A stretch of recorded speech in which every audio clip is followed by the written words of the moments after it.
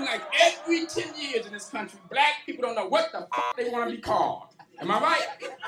Now, when we first got here, we was called Negroes.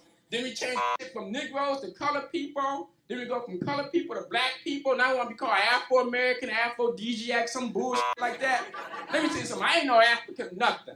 I'm just a regular-ass American, just like everybody else in this room. You know what I'm saying? You know? Right?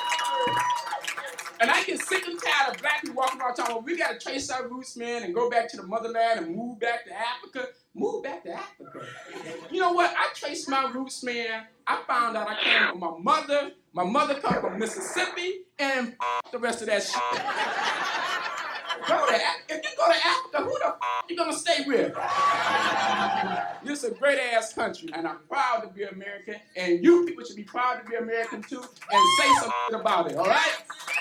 You guys can run for God bless you. Thanks for coming out. Good night.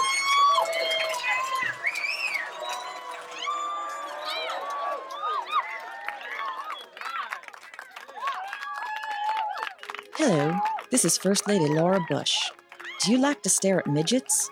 Do you see them on the street and wonder how they go to the bathroom or where they do their shopping? George and I do it all the time. But discriminating against little people is still wrong, and we all have to do our part to fight against it. Here's what you can do. If you're staring at a midget in the street, try and stare at a homeless person instead.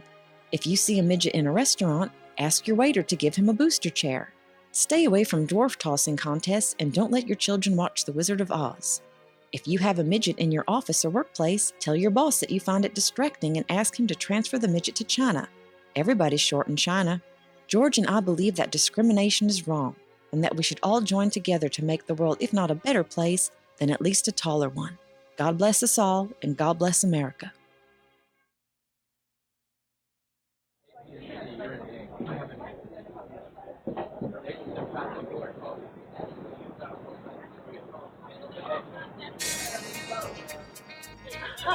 Italian prostitutes are some of the finest in the world, and at these prices, they're even more attractive. You're not going to pay a lot for a prostitute at the men's whorehouse. You're going to like the way you shtup. I guarantee it.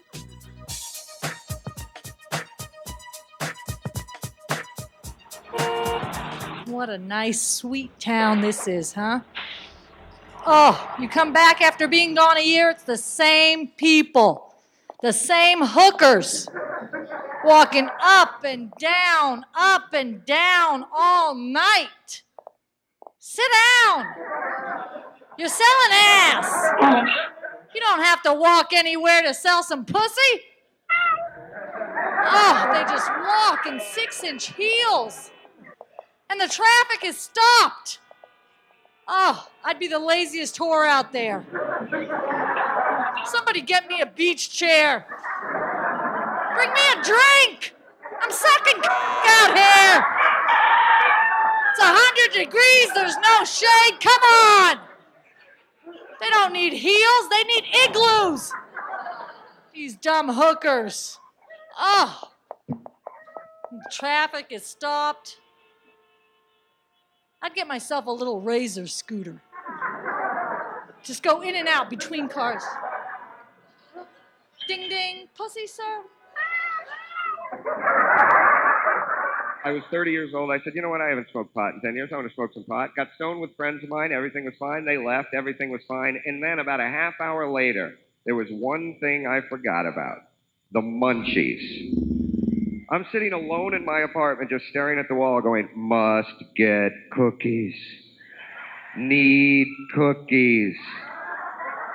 So I finally convinced myself that I'm okay to drive. And I go down, I get in my car. Now, I live right off of Sunset Boulevard in Hollywood, so I'm driving down Sunset Boulevard at like 5 miles an hour, trying to get to the 7-Eleven. I pull in, there's, I'd say, 30 hookers hanging out in the parking lot. So I pull into the parking lot. I got my window open because I needed fresh air, or I would have passed out on the drive there. As I park, a hooker comes over. She leans in my window and says, hey, you want a date? I said, no, I just want some cookies. She reaches in the car window. She puts her hand, right about there, gives me a little squeeze and says, I think you should come with me. And I said, why? Do you have cookies?